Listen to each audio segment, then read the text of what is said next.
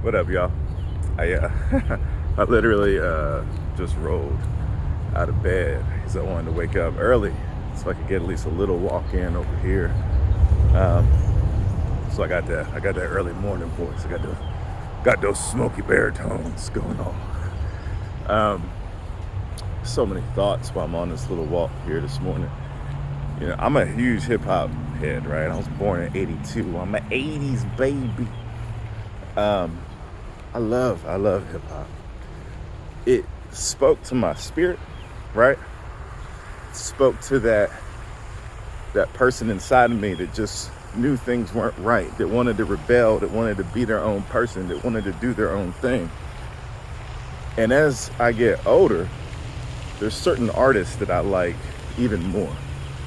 Jay-Z is one of those artists. I loved Jay-Z when I was younger, but I was more of a Pac and Nas type of dude, and then the Locks, and then Wu-Tang. Like those were my tops, right? Always respected Jay. But one of the reasons why I love Jay even more so now when I'm 40, the brother's been consistent, man. You know how hard it is to be consistent? And he's been consistent in a world that's not really designed for him. He just made his own lane. He did his own thing. He called his own shots. He made himself indispensable so that even when he had some issues with his homeboys from The Rock and he split up, okay, make another Hove, if y'all know the lyrics, that is. I have always felt very inconsistent, and that's a common theme for a lot of folks who are ADHD, a lot of folks who are dyslexic. We have a lot of interest, we have a lot of creativity, we have a lot of expectations that are placed upon us. And these expectations tell us that we have to be a certain thing, that we have to think a certain way, that we have to act and learn in a certain way that really aren't designed for us. Actually, this is a good time to talk about the medical model versus the social model of disability. The medical model says that this thing that we have, this thing that we are, is not good. It's not in step with what we need as people to be successful. And therefore, we have to cure this. We have to find medication to correct this. It's a problem, and it's focused on deficits. It's a deficit-based model. So it makes people feel like they are disabled because this world is not designed for them, because it says, this is not how you should be, so we're going to fix you. Okay? Then you have the social model of disability.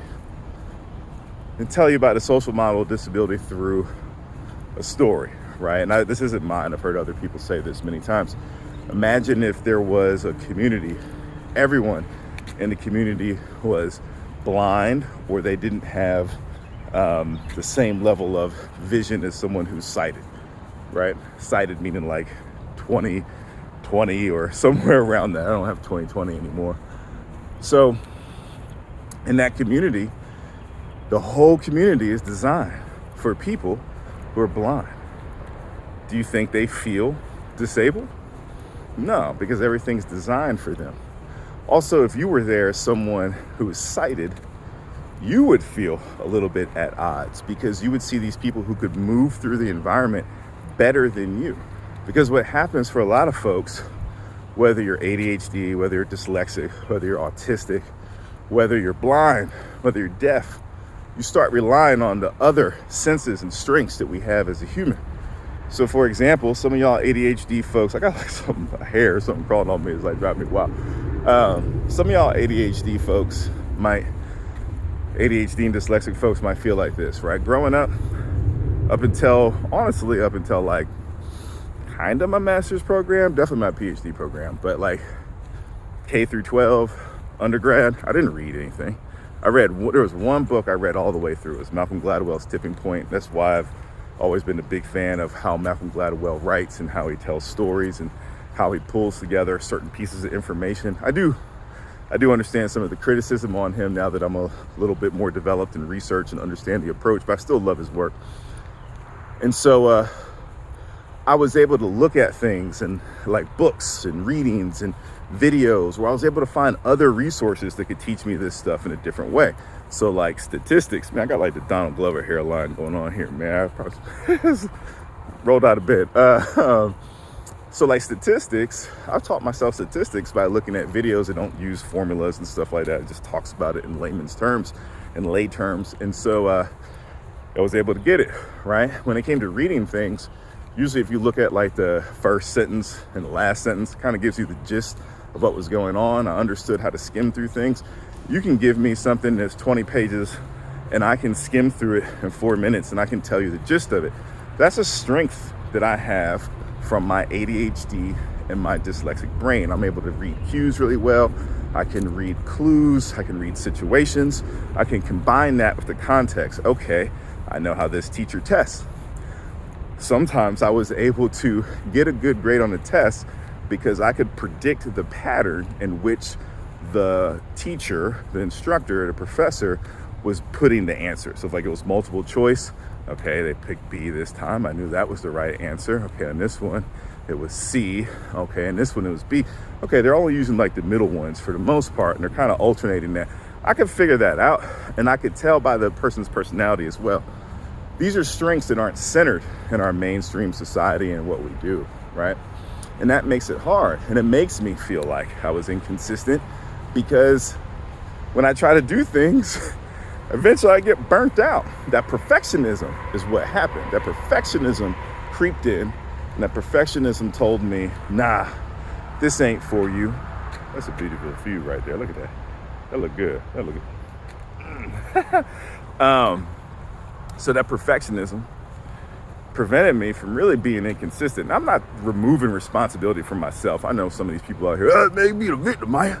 Hey, man, you can't just blame everybody else. Nah, man, I'm a human. I have my own responsibilities. That's not what it's about. I assume this as the default. Majority of people understand that we have self-responsibility. I don't need to explain that, man. I don't need to explain that. You a child? I hope you're not. These really aren't for kids.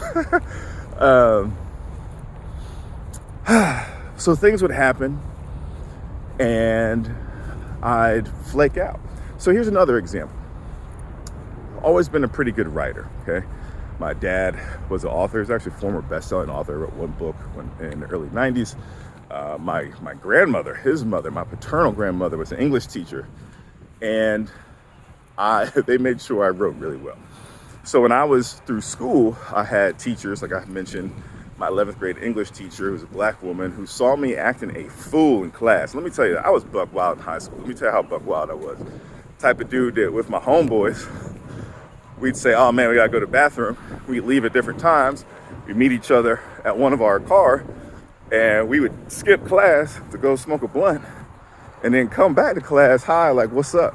That's the kind of kid I was, man. So y'all see all these degrees and this, and you say, oh, I'm like, well, let me break this down. I'm a wild dude, just like y'all.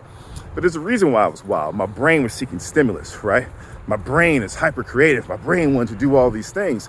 And the pace of school was slow. It was actually, we needed something that was way faster.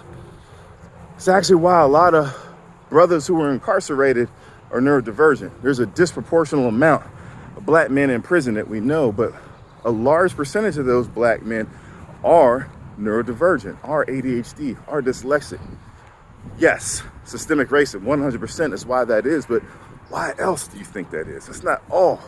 There's never one reason for things. There's always a multitude of things. So look, when I became older, right, I got better at writing. My writing continues to grow. But writing at the level that I'm at now, I'm a PhD candidate. I'm working on some dope research about black adults and neurodivergence and our careers and our mental health.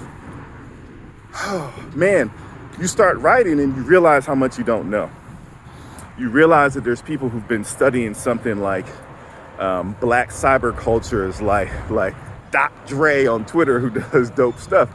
And you see this, you're like, I can't talk about this without like really diving in and reading it. It's good that you get checked like that. But also, when you have all these insecurities baked into you from people telling you don't fit in, from people telling you all your strengths or deficits, you don't know what your strengths are. You're not confident in your strengths. I look like I'm very confident. If you try me, I'll show you real quick, I'm real confident, right? But a lot of times that confidence is an illusion. And as black men, we get told our confidence is braggadocious. We get told when we do something right and we celebrate that we're being too much. So it hurts.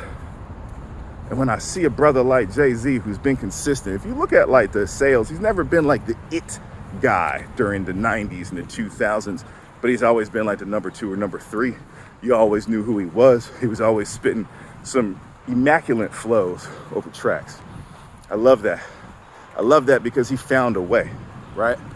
If I didn't have the privileges I had growing up, knowing something about my identity, my family history on both sides of my family, having parents who had a college degree and had some money, I promise you I probably would have been in prison. I'm a large brother, large enough.